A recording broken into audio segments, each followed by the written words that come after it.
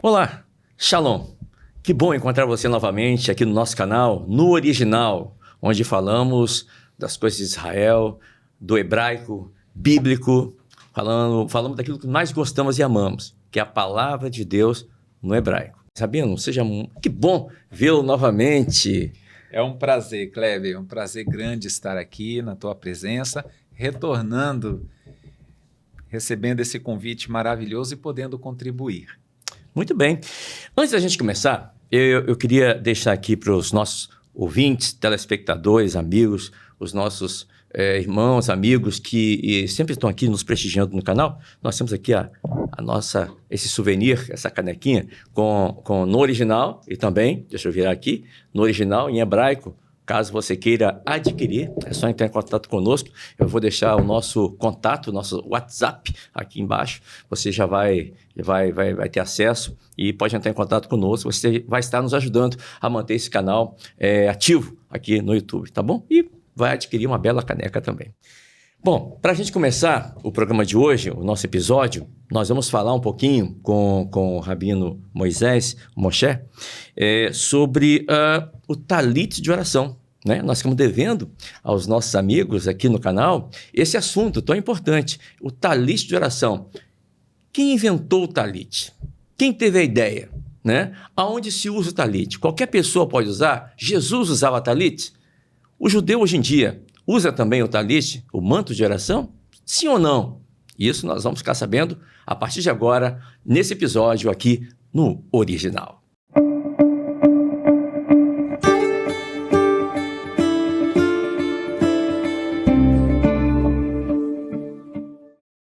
Muito bem, retornando, agora sim, a pergunta que eu fiz aqui na entrada, Rabino, eu vou passar aqui para o senhor, vou franqueá-la. Quem inventou o uso do talit de oração? Então, para isso nós temos que nos aprofundar na palavra, primeiramente, e eu quero também falar para o público que eu estou usando aqui um óculos de grau, tá? Sim, probleminha verdade. Na vista. Eu pensei que era um estilo. Não, né? Meio pernoitado também, mas estamos aqui cumprindo a missão de levar essa palavra maravilhosa ao coração das pessoas. Não só lendo nas Escrituras, mas nós temos também o panorama histórico do Talit e do Tzitzit, que nós vamos ver. Primeiro leremos o texto. Vamos ler então, na Bíblia? Exatamente. Números, capítulo 15, verso 37 em diante. Vamos ler? Vamos. Diz assim: E falou o Senhor a Moisés, dizendo: Fala aos filhos de Israel e dize-lhes que nas bordas das suas vestes façam franjas pelas suas gerações, e nas franjas das bordas porão um cordão azul, e nas franjas vos estará para que o vejais e vos lembreis de todos os mandamentos do Senhor, e os façais, e não seguireis após o vosso coração, nem após os vossos olhos, após os quais andais adulterando. Exatamente, exatamente. Observe, Klebe, que as Escrituras não existia na época versículos e capítulos. Sim.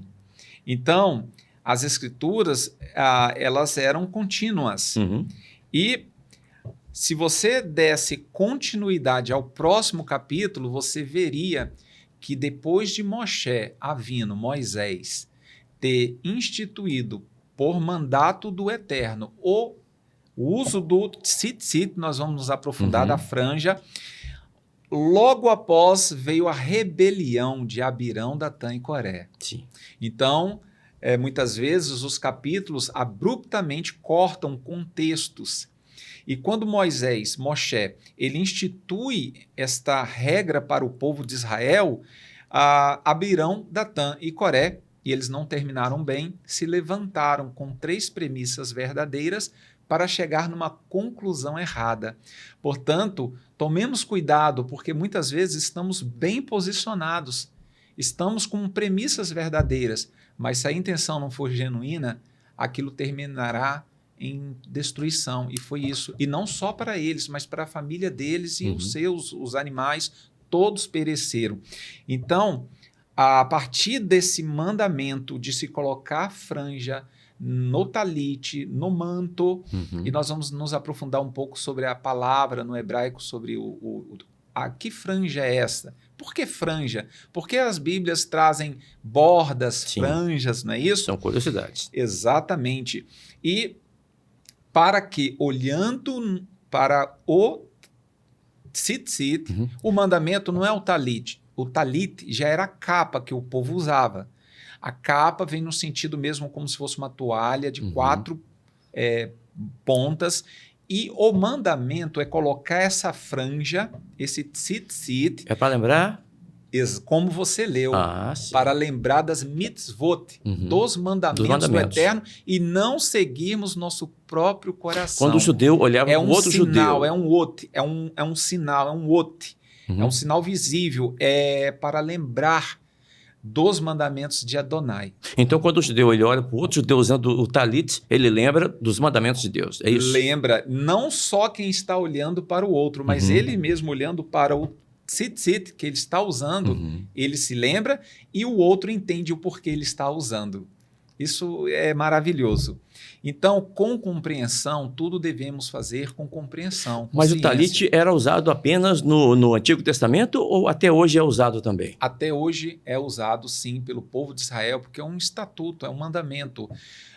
Como está escrito em Mateus capítulo 5, versículo 17, o Messias disse assim: não penseis que eu vim destruir a lei ou os profetas. O que é a lei? É a Torá. Os profetas, os Navim, é o Tanar, a Bíblia que existia na época. Não pensei que eu vim destruir as Escrituras, e as Escrituras que existiam na época é o Tanar. Não vim destruir. Aí está escrito, eu vim completar. Tem palavra, tem tradução que está assim, eu vim cumprir. As pessoas pensam que, se ele cumpriu, nós não precisamos cumprir. Mas no grego, até no grego está usado plerosai. Eu vim somar, eu vim adicionar, completar. Eu vim fazer valer, completar. Foi um erro de tradução. Sim, ou com segundas intenções, que são palavras ambíguas. Porque ele veio completar, ele não veio cumprir. E o contexto te prova isso, porque ele... Aí tem uma coisa, uma parte histórica que poucas pessoas sabem. Existiam 2 escolas em Israel, a escola de Shammai e a escola de Hillel. Então, uma era mais literalista, ao pé da letra, e a outra era mais interpretativa. E Yeshua vem dessa escola mais interpretativa. E todas as vezes que alguém estava interpretando as Escrituras, dando um significado espiritual às Escrituras, o grupo da outra escola subia no muro de Jerusalém e gritava: você está destruindo a Torá. Então, quando Yeshua, em Mateus capítulo 5, ele fala, não penseis que eu vim destruir a lei e os profetas. Provavelmente ele estava respondendo uma pessoa que já estava gritando em cima de lá. do muro. A cultura nos ajuda a entender mais a palavra, não é? Mas voltando para o talit, nós estou vendo aqui que o senhor trouxe um talit. Esse é o gadol. Sim. Esse é o talit gadol, o grande talit. Existe o katan. Katan, que é o talit menor, que se usa por dentro da camisa.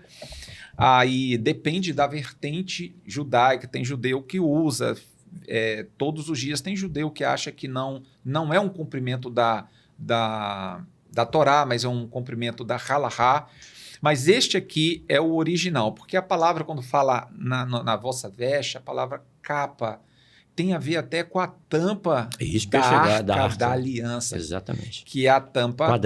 retangular, né? Isso. Retangular. Quadrangular, né? Então, o Eterno mandou nas 4 pontas, geralmente o talit, ele vem aqui com um mandamento, a bênção, a brachá, em hebraico. A minha não tem. Mas a gente coloca o talit, vamos começar a cultuar. Nós colocamos dobrado no ombro direito, e aí nós lemos algumas bênçãos, depois colocamos ele próximo à testa. E lemos ou falamos já de memória, né? Damos a Brahá, Baruch, Atar Adonai, concluímos a bênção, e aí sim a gente estende como o céu, como uma cortina, lemos esse texto e colocamos o talit. O talit significa o manto de oração. E nos cultos litúrgicos usamos. E aqui, o mandamento, o cumprimento mesmo, é o tzitzit. O tzitzit Na Torá, você vai encontrar um Yud a menos. Mas na Halahá, na Torá oral, você vai encontrar um Yud a mais. E esse Yud a mais forma, na gematria, e já falei no primeiro episódio, você já falou também, eu vi alguns vídeos falando um pouquinho sobre gematria, que é a numerologia por trás das palavras. Cada letra é um número. Então você pega em hebraico tzitzit, forma a palavra 600. E nós temos, conforme lido, 8 tiras em cada ponta. Então 600 com 8, 608. E os judeus criaram a questão de colocar 5 nós, para lembrar dos 5 primeiros livros da Bíblia e formar o número 613, que é a quantidade de mitzvot, de mandamentos da Torá.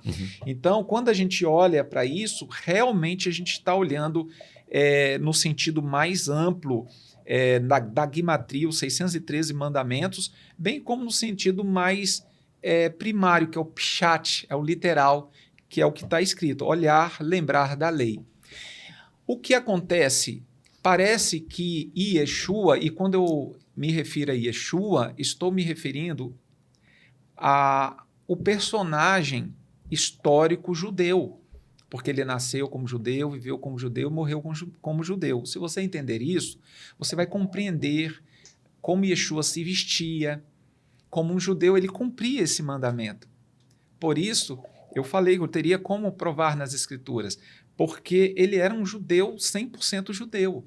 E tudo que o pai dele falou, ele não transgrediu em nada. Ele foi tentado em todas as coisas e em nada transgrediu. E transgressão é o quê? Pecado é transgressão da lei. Se ele não pecou, ele não transgrediu a lei. Se ele não transgrediu, ele cumpriu. Ele cumpriu toda a lei. Então, ele usava assim na sua capa. E por que o povo israelita usava essa capa? No deserto tinha a questão das chuvas de areia, tinha a questão do frio à noite.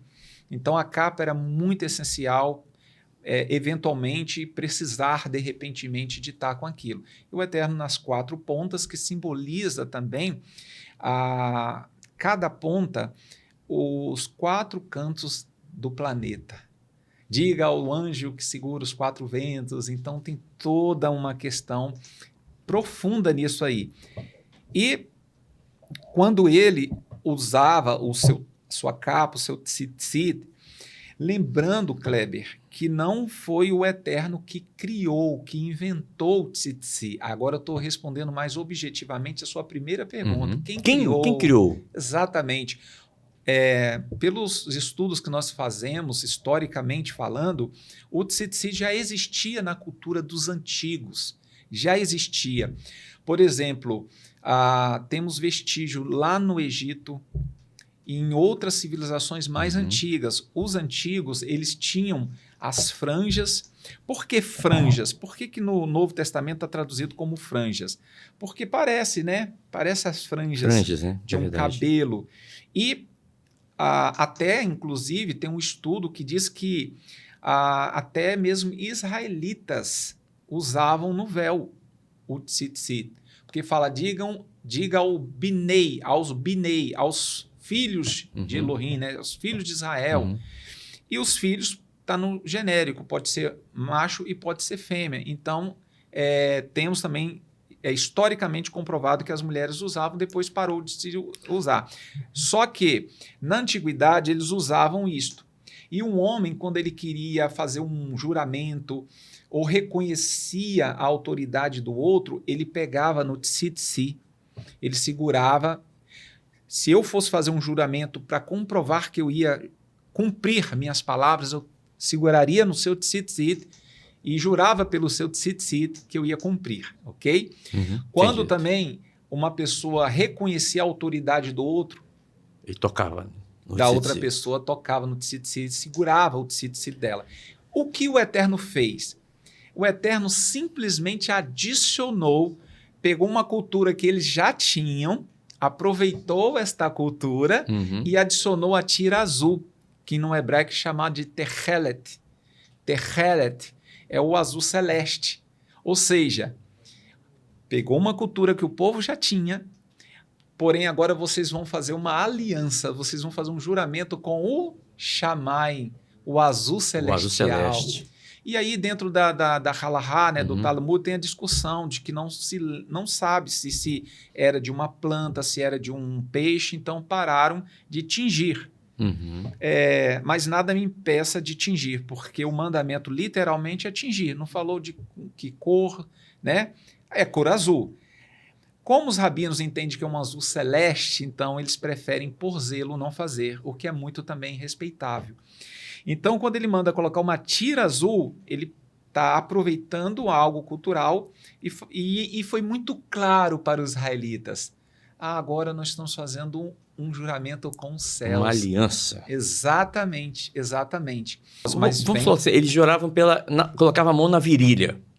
Agora, voltando, antes dos romanos, Abraão,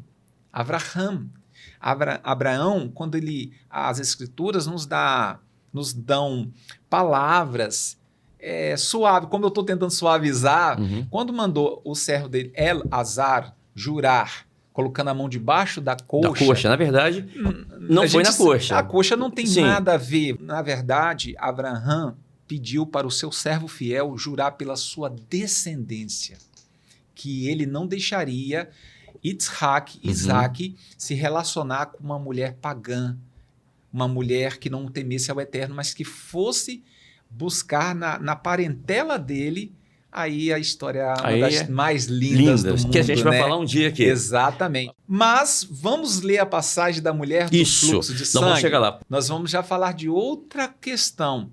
Por que ela tocou? Por que ela não tocou no braço? Sim. Por que tem... Isso que é interessante. Por que ela tocou exatamente, na orla? É traduzido na orla, nas franjas, nas barras, né, do Messias. Por quê? Onde está esse texto? Exatamente, vamos Tem ler Lucas a passagem. 8:43. E uma mulher que tinha um fluxo de sangue, havia 12 anos, e gastara com os médicos todos os seus haveres, e por nenhum pudera ser curada. Chegando por detrás, tocou na orla da sua veste, e logo estancou o fluxo do seu sangue. Até aqui. Ela tocou, aqui o texto diz orla, né?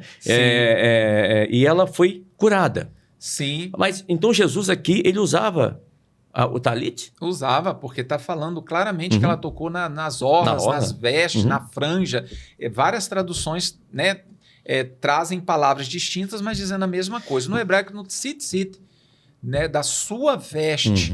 E esta mulher, se você continuar lendo, vai dizer que o Senhor falou assim, quem me tocou? Quem me tocou, verso 46. Pode ler, por gentileza. E disse Jesus, alguém me tocou, porque bem conheci que de mim saiu poder, saiu virtude. Oh, maravilha. Então, vendo a mulher que não podia ocultar, se aproximou tremendo e prostrou-se ante ele. Dá ênfase nisso. Volta. E aproximou-se. Quando ele falou que dele saiu do poder, leia essa próxima parte. Então, vendo a mulher que não podia ocultar-se, aproximou-se dele tremendo, e ajoelhando-se ante ele, declarou-lhe diante de todo o povo a causa porque ele havia tocado e como ficou curada. Quando a gente lê isso rapidamente, sem a cultura, sem prestar atenção na Torá, a gente entende que houve alguma coisa ali, mas não compreende com inteireza. Por que essa mulher, ela estava acanhada, ela tentou se ocultar. Os apóstolos, mestre, a multidão te aperta. Sim. E tu perguntas a nós, quem te tocou? Porque de mim saiu o poder. Foi um tocar diferente, foi um tocar consciente. Mas se ela é consciente... Não foi um amasso, foi um tocar consciente. Ela sabia o que estava fazendo. Aí que está a próxima pergunta. Se ela é consciente, como ela ficou sabendo que se ela tocasse na orla ou no tzitzi, ela seria curada? Quem falou isso para ela? Maravilha, que pergunta grandiosa. Por isso eu falei, dá ênfase nessa palavra. Porque ela se ocultou. Primeiro, nada impuro pode tocar as coisas santas. Ela tinha que o Messias era um homem santo. Sim. Está escrito na Torá que nada impuro tocará as coisas santas. E ela estava impura há 12 anos. Perfeito. Tem revelação aí. Esta mulher representa Israel. Israel geralmente é representado sempre por uma mulher. E Israel também ficou enfermo muitas vezes. Quase sempre, na maioria das vezes, enfermo enquanto nação. E essa mulher ficou quantos anos com o fluxo? 12. 12 anos, as 12 tribos de Israel. Uhum. E quando ela toca, sai virtude, sai poder de Yeshua, a cura, e ela se omite.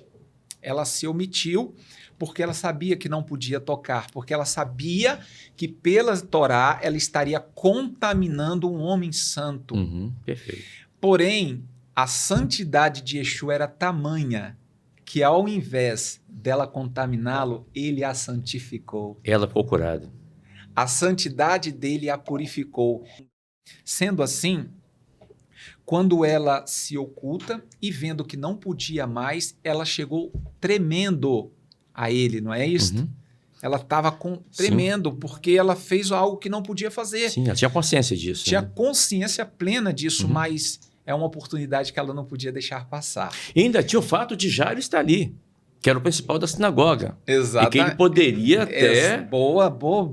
não é, incriminá-la. Muito bem, parabéns. Porque ele era o principal da sinagoga. Exatamente. E além disso, ela se ocultou, ela tremendo se manifestou, vendo que não conseguia mais se ocultar, e ajoelhou-se. Sim, prostrou-se diante dele. Por quê? Porque na cultura, precisa-se da cultura, na cultura, pegar no tzitzit do outro é reconhecer a soberania. Quando ela tocou exatamente, não no braço, não no cabelo, não na barba, mas nas franjas das vestes dele, ela estava reconhecendo que ele era Senhor. E por isso, porque foi um toque consciente, a nossa fé é uma fé racional. A nossa fé é uma fé racional. A palavra vem, a fé vem pelo ouvir. Quando você ouve, você raciocina, você concorda, aquilo gera fé em você. Tudo que ela fez ali foi muito bem intencional. Por quê? Ela sabia que primeiro não podia tocar, mas ela sabia que ele era o Messias, que ele era o profeta, que ele era o escolhido. Ela tocou e se escondeu. Ele percebeu que dele saiu virtude. Ela se revelou a ele e se prostrou e reconheceu. Então, olha como somente um texto lá da Torá explicando do tzitzit, a gente tira tanta lição. E assim, a palavra quando diz borda da veste, nas pontas da veste, aqui se eu abrir é uma toalha. Ok? Nas pontas, nas 4 pontas, e a palavra ponta ou borda é chamado de canaf. Canaf quer dizer perfeição. O Senhor manda nós olharmos para a perfeição da ponta das nossas vestes, porque a lei é perfeita. Davi da Amélia, o rei Davi, falou em Salmo 119. O maior salmo da vida é demonstração de amor aos mandamentos. E a palavra terhelet, que é o azul celeste, que deveria colocar e tingir uma das 8 tiras, vem de tirlá. Vem de tirlá. Então, veja bem, a palavra tirlá, perfeição. E canaf, eu vou trazer aqui literalmente a palavra. Enquanto tirlá traz proteção, canaf traz perfeição. Então, coloque uma tira azul, que a palavra no hebraico tem na sua raiz perfeição. E canaf, a borda das vestes, que é canaf, tem a ver com proteção. Então, os mandamentos são para nos proteger. Entendi. Baruch Hashem. Amém.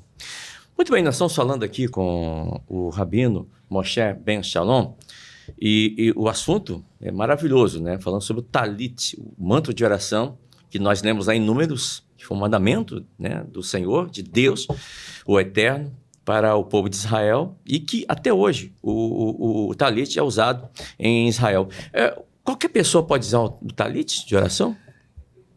Exatamente, eu ia falar sobre esse assunto. Qualquer pessoa que ame os mandamentos. Por quê? Se o talit me faz lembrar da lei, mas eu parto de uma premissa que a lei foi anulada pela graça, logo eu estou dando um falso testemunho. O tzitzit está testemunhando contra mim. Se eu tenho o espírito da anomia, contrário à lei do eterno, e eu estou colocando um talite, estou orando com um talite, dizendo que não precisa guardar mais mandamentos, não existe mais mandamentos, eu estou profetizando contra mim. Logo, não precisaria de eu estar usando talite. O judeu ele usa porque eles sabem que os mandamentos estão de pé e dura para todo sempre. Se você olhar no Novo Testamento, quem ficará de fora? Não são os transgressores da lei? Os cães, os gulosos, os glutões, os feiticeiros, as prostitutas, os ladrões, os roubadores, todos quantos transgridem a lei. Porque quem está no Messias, quando fala que não está debaixo da lei, porque a gente não está debaixo da maldição, Sim. da acusação. Se eu respeito as leis de trânsito, eu não estou debaixo da lei, da maldição, ou seja, da punição da lei. Porque Shaul falou que Shaul é Paulo, quem está no Messias, os frutos gerados em nós, da longanimidade, da paciência, da bondade, ele vai citando vários frutos. Contra essas coisas não há mandamentos. Mas Paulo disse assim, porque estás debaixo da graça e não debaixo da lei, o pecado não terá mais domínio sobre vós, não é? Exato. A pergunta é, o cristão hoje, ele pode usar o talite ou não? O cristão, se ele entender que os mandamentos estão de pé, é claro que dos 613 mandamentos, muitos não se aplicam ao Brasil e muitos não se aplicam simplesmente porque o templo não está de pé. Mas há mandamentos aplicáveis para Israel e alguns mais para Israel e alguns aplicados aqui no Brasil. Precisaríamos de entrar um pouco na jurisprudência judaica para entender. Por exemplo, como cristão, eu posso jejuar. Eu não estou falando como cristão, né? Eu sou judeu messiânico, mas como cristão, eu posso jejuar no Yom Kippur? Claro que você pode. Pode não, deve. Deve jejuar, porque é o dia que o Eterno abriu as torneiras do perdão para nós. Você está entrando no relógio profético. Você está abrindo os portais. Isso existe, isso é real e é um fato. Então, só para eu entender e quem está em casa também entender. O judeu, ele deve usar o talite. O cristão pode ou não usar o talite? Se o cristão parte da premissa de que a graça anulou a lei, enquanto nós acreditamos que graça e lei andam juntas, porque está escrito que quem está no Messias não anda pecando. Sim. Ou não peca. Não peca. Né? A tradução melhor, não anda pecando, porque todos pecamos, né? Não anda em pecado. Se não anda em pecado, ele procura observar a lei, que o pecado é a transgressão da lei, segundo Paulo. Se o cristão ele não anda pecando, ele anda observando a lei. Mas, se caso pecar, aí o pecado deve ser um acidente. Não uma prática geralmente observada, ou seja, um hábito. Errar o alvo. Então, se você não anda pecando, você anda observando a lei. Porque nós temos que entender, Kleber, que a lei, todos os nãos do Eterno, são vidas, são mandamentos de saúde para nós, de paz, de bênção. Mas se eu estou pregando que não há mais lei, ora, eu não posso praticar a poligamia, eu não posso praticar o incesto, eu não posso ser um matricida, um patricida, eu não posso assassinar, eu não posso roubar, eu não posso adulterar. Que lei é essa que caiu que eu não posso fazer nada disso? Então, quando o Messias veio, ele realmente cumpriu as leis do sacrifício, que a gente chama de lei sacrificial. Geralmente as pessoas escrevem sacrificial, mas é sacrificial. Essas leis, sim, porque apontavam para ele, mas as leis de princípio moral, as leis de princípio da saúde, um dia nós poderemos falar sobre isso, né? Sim. Então, com este texto, eu te mostro, eu te provo, né, que o cristão ou qualquer pessoa que ame, adore o Eterno, qual é a maior eficácia de se levantar contra o rei? Não é contra a pessoa do rei, é contra os seus editos. E nós temos aí os editos reais. Então, todos os sims e os nãos é para a nossa vida. Agora, o maior mandamento de todos é a vida. Bom, nesse episódio falamos sobre o talit. Claro, tem muitas coisas a se falar sobre talit. Claro, nós não temos a pretensão de, em meia hora, falar tudo sobre talit, né? Exatamente. Mas iremos falar outro dia sobre isso, dar sequência a esse tema, que é muito importante. Mas o principal, acho que foi falado aqui, né? Exatamente. A importância, aonde está o talit na Bíblia, se é bíblico, se não é. Jesus usava, sim, usava. Falamos da mulher que tocou no tzitzi, né? A mulher foi curada, sal poder, sal virtude. Isso é o mais importante para que você possa entender sobre o talit de oração, né? Então, em outra oportunidade, falaremos um pouquinho mais sobre como eu posso dizer, esse objeto? Não, essa vestimenta. Essa vestimenta, né? A vestimenta. Do medalho, exatamente. Para não cometer o erro aqui. Essa vestimenta tão importante para a nação de Israel. E por falar em Israel, eu quero deixar aqui, acho que o momento é propício, esse livro que é muito bom, muito importante, o que devemos pensar sobre Israel. Eu indico a você que gosta de ler, você que gosta de saber das coisas de Israel, não é? O que pensar? Está aqui. Procure com a gente aqui. Fala sobre o conflito árabe. Fala sobre Israel, o conflito árabe. A história de Israel. Todinho. Fala aqui, está aqui. É um bom livro, tá? É o meu livro de cabeceira. Ainda não terminei de ler, mas vou concluí-lo. É muito bom, boa leitura.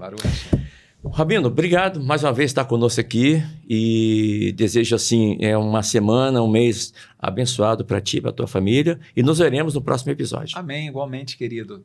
Todarabá, muito grato pela oportunidade de estar aqui dissertando e levando um pouquinho mais desse conhecimento das coisas de Israel. E a você, o nosso muito obrigado. Nos falaremos no próximo episódio aqui no Original. Até lá.